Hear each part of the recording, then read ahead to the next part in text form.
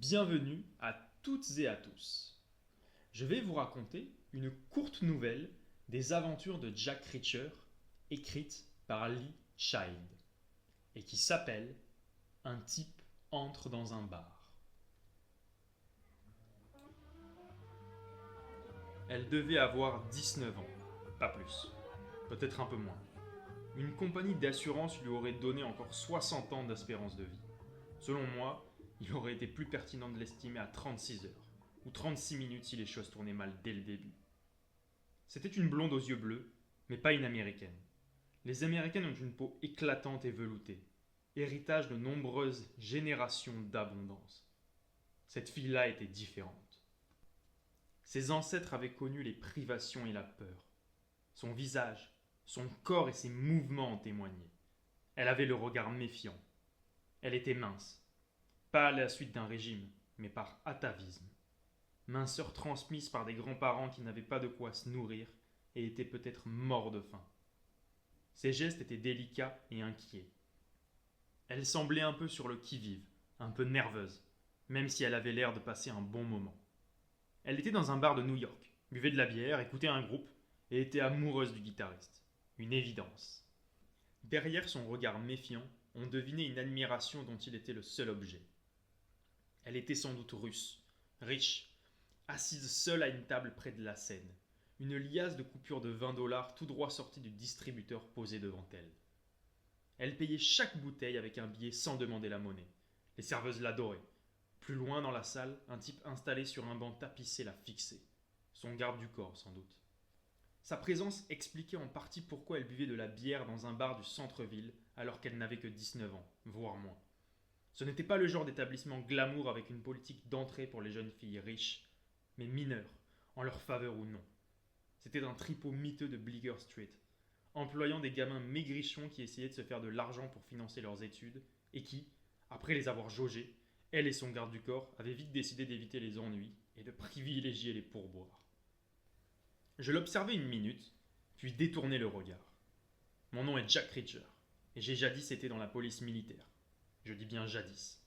J'en suis sorti depuis presque aussi longtemps que j'y suis resté. Mais les vieilles habitudes ont la vie dure.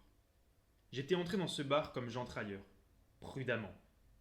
1h30 du matin, j'avais pris la ligne A jusqu'à l'arrêt West Force, marché vers le sud dans la 6e avenue, puis tourné à gauche dans Bleecker Street et inspecté les trottoirs. J'avais envie d'écouter de la musique, mais pas du genre qui pousse les foules à sortir fumer. Le plus petit attroupement se trouvait devant un établissement avec quelques marches menant à l'entrée. Une Mercedes noire scintillante était garée le long du trottoir, un chauffeur au volant. La musique qui s'échappait du bar était étouffée par les murs, mais je discernais une ligne de basse habile et un jeu de batterie énergique. J'avais donc monté les marches, payé les 5 $ d'entrée, puis joué des coudes pour pénétrer dans la salle. 2 sorties. La porte par laquelle je venais d'entrer, l'autre au fond, au bout d'un couloir sombre menant aux toilettes. La salle étroite devait mesurer 30 mètres de long. Bar devant sur la gauche, quelques bancs en fer à cheval tapissés, un groupe de tables hautes là où devait se trouver la piste de danse en d'autres occasions. Et la scène. Et le groupe sur la scène. Celui-là semblait avoir été créé par accident, à la suite d'une erreur de distribution dans une agence artistique. Un vieux noir corpulent en costume et gilet pinçait les cordes d'une contrebasse. Le batteur aurait pu être son oncle, encore plus vieux, massif et confortablement installé derrière une petite batterie toute simple. Le chanteur jouait aussi de l'harmonica et était plus vieux que le bassiste, plus jeune que le batteur et plus massif que les deux. Dans les 60 ans, bâti pour le confort, pas pour la vitesse. Le guitariste différait du tout au tout. Jeune, blanc et petit. La vingtaine, disons 1,70 m, dans les 70 kilos. Il tenait une belle guitare bleue branchée à un ampli flambant neuf. L'ensemble produisant des sons forts et des échos. L'ampli devait être réglé à 11. Le volume était incroyablement élevé. C'était comme si l'air de la salle s'était solidifié. La capacité maximum était atteinte et ne pouvait pas en contenir davantage. Mais la musique était bonne. Les trois noirs étaient de vieux pros et le gamin blanc connaissait bien la partition et savait quand, comment et dans quelle ordre jouer les notes. Il portait un t-shirt rouge, un pantalon noir et des tennis blanches. Il avait l'air très concentré. Et venu d'ailleurs. Peut-être un russe lui aussi. Je passais la première moitié du premier morceau à observer la salle, à compter les personnes présentes, à examiner les visages, à analyser la gestuelle. Les habitudes ont la vie dure. Deux types étaient assis face à face, les mains sous la table. L'un vendait, l'autre achetait, de toute évidence. Le marché était conclu au toucher et confirmé par des regards furtifs. Les employés du bar escroquaient le patron en vendant des bières achetées dans le commerce, qu'ils sortaient d'une glacière. 2 bières sur 3 provenaient de l'armoire réfrigérée et étaient vendues dans les règles. La troisième sortait de leur propre réserve. On me vendit une de celles-là. Étiquette mouillée et grosse marge de profit. Bouteille en main, je me dirigeai vers un siège dans un angle et m'installai dos au mur. C'est à ce moment-là que je remarquai la fille assise seule à sa table et son garde du corps sur un banc. La Mercedes garée dehors devait être la leur. Papa devait être un oligarque de deuxième ordre, millionnaire, pas milliardaire, qui offrait à sa fille 4 ans de fac à New York et une carte bancaire au plafond illimité. 2 personnes sur 90 présentes dans la pièce. Rien de bien terrible. Jusqu'à ce que j'aperçoive 2 autres types. Un binôme. Jeune, blanc, grand, veste en cuir bas de gamme près du corps, crâne rasé avec une lame émoussée qui avait lassé des éraflures et des croûtes. Russes eux aussi, probablement. Des hommes de main, sans aucun doute. De mèche, assurément.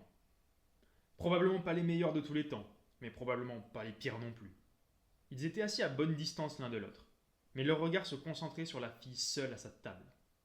Ils étaient tendus, décidés, presque nerveux. Je reconnus les signes. J'avais vécu ça souvent, moi aussi. Ils étaient sur le point d'entrer en action. 2 oligarques de second ordre étaient donc en bisbille. L'un protégeait sa fille avec des chauffeurs et des gardes du corps, et l'autre envoyait des gars dans le monde entier pour la kidnapper. Ensuite viendrait la rançon, l'extorsion, les demandes, et les fortunes changeraient de main, ou les contrats d'exploitation d'uranium, de pétrole, de charbon ou de gaz. Les affaires, à la moscovite. Mais pas fructueuses en général. Les kidnappings répondent à des centaines de dynamiques différentes et tournent mal de centaines de manières différentes. L'espérance de vie d'une victime d'enlèvement est de 36 heures. Certaines survivent, mais la plupart non. Certaines meurent sur le champ, dans la panique initiale. La serveuse était attirée par la liasse de billets de vin comme une guêpe par un pique-nique. Et la fille ne la chassait pas. Elle commandait bouteille sur bouteille. Et la bière étant ce qu'elle est, elle allait devoir faire un tour aux toilettes, bientôt, et y retourner souvent. Le couloir qui y menait était long et sombre, et au bout, il y avait une sortie sur la rue. Je l'observais dans le miroitement clinquant de l'éclairage. La musique hurlait et martelait autour de moi. Les 2 types observaient la fille. Son garde du corps l'observait. Elle observait le guitariste. Il était très concentré sur les changements de ton et les refrains, mais de temps à autre, il levait la tête et souriait. Par fierté de se trouver sur scène surtout, mes 2 sourires furent adressés directement à la fille. Le premier était timide, le second un peu plus large. La fille se leva. Elle donna un petit coup de cuisse contre le rebord de la table pour se dégager, puis se dirigea vers le couloir au fond. J'y arrivai le premier. La musique du groupe le traversait. Les toilettes pour dames se trouvaient au milieu, celles pour hommes tout au bout. Je m'appuyai contre le mur et regardai la fille avancer vers moi. Chaussures à talons hauts, pantalon serré, des pas courts et précis. Elle n'était pas encore saoule. Elle était russe. Elle posa une pomme pâle sur la porte des toilettes, la poussa, entra. Moins de 10 secondes plus tard, les 2 types apparurent dans le couloir. Je me dis qu'ils allaient l'y attendre. Mais non. Ils me jetèrent un coup d'œil, comme si j'étais un élément d'architecture, puis ouvrirent la porte d'un coup d'épaule, l'un après l'autre. Elle se referma derrière eux. Le groupe continuait de jouer. Je leur emboîtais le pas. Chaque jour est une surprise. Je n'étais jamais entré dans les toilettes pour dames. Cabine d'un côté, lavabo de l'autre. Lumière vive et odeur de parfum. La fille se tenait près du mur du fond. Les 2 types lui faisaient face, me tournant leur dos. Je leur dis « Salut !» Mais ils ne m'entendirent pas. Trop de bruit. Je les attrapai par les coudes, un dans chaque main. Ils firent volte-face, prêts à se battre, mais se figèrent. Je suis plus grand que les réfrigérateurs dont ils avaient rêvé dans leur pays. Ils restèrent immobiles un moment, me poussèrent pour passer et tirèrent la porte pour sortir. La fille me regarda avec une émotion que je ne parvins pas à déchiffrer. Je la laissai faire ce qu'elle avait à faire et retournai m'asseoir. Les 2 types avaient déjà regagné leur siège. Le garde du corps, impassible, observait la scène. Le groupe terminait son set. La fille était encore aux toilettes. La musique s'arrêta. Les deux types quittèrent leur place et se dirigèrent à nouveau vers le couloir. Les clients se levèrent et la cohue envahit la salle. Je m'approchai du garde du corps, lui tapotai l'épaule, lui montrai le couloir du doigt. Il n'y prêta aucune attention.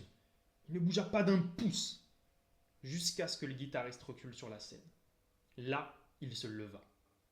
Leurs mouvements étaient parfaitement synchronisés, et je compris alors que je m'étais trompé sur toute la ligne. Il ne s'agissait pas d'une fille à papa, mais d'un fils à papa. Papa avait acheté la guitare, l'ampli et embauché des musiciens. Le rêve du gamin. Fini la chambre, bonjour la scène. Chauffeur garé devant, garde du corps attentif pendant tout le concert. Pas une équipe de 2 engagée par son rival, mais de 3. Une groupie, le rêve du gamin, le piège classique. Une réunion de dernière minute dans les toilettes pour parler tactique, avant de passer à l'action. Je me frayai un chemin vers le bout du couloir et atteignis la rue bien avant le garde du corps, au moment où la fille prenait le gamin dans ses bras avant de lui faire faire un demi-tour pour le pousser vers ses 2 complices.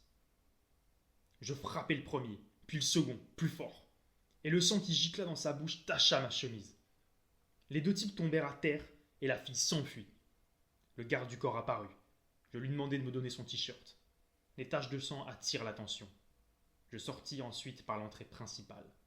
La logique voulait que je prenne à droite, donc je tournai à gauche, empruntai la ligne 6, direction nord, avant-dernière voiture. Je m'installai et observai les visages. Les habitudes ont la vie dure.